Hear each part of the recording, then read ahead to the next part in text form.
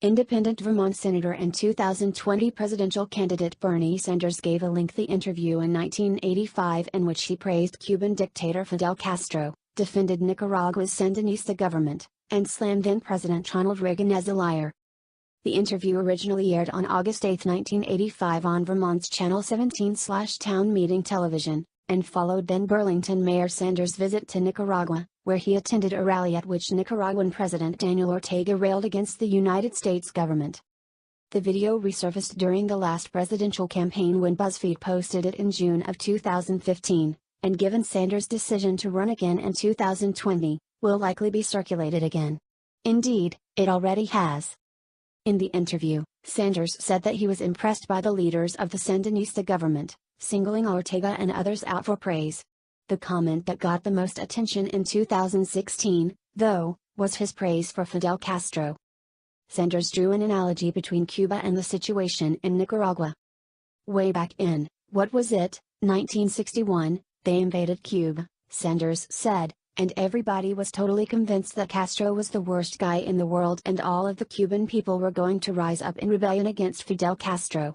They forgot that he educated their kids, gave their kids healthcare, totally transformed the society. Not that Fidel Castro and Cuba are perfect, they certainly are not, Sanders added, but just because Ronald Reagan dislikes these people doesn't mean that people in their own nations feel the same way. Sanders had many choice words for then-President Reagan, including one jab that might sound familiar to modern-day voters. While answering a question about helping the Sandinistas get their message out to the American people, Sanders remarked Reagan and his people are so sophisticated, they own the airwaves. The media, every time Reagan gives them a photo opportunity, thousands, thank you, Mr. President, thank you very much for telling us another lie.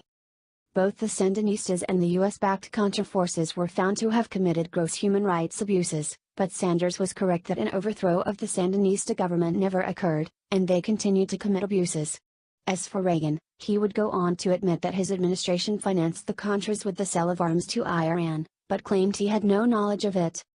Sanders defended his remarks from that interview during a 2016 debate with former Secretary of State Hillary Clinton, and Clinton slammed him in response.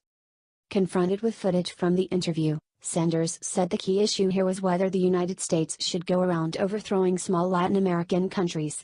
I think that was a mistake. Both in Nicaragua and Cuba.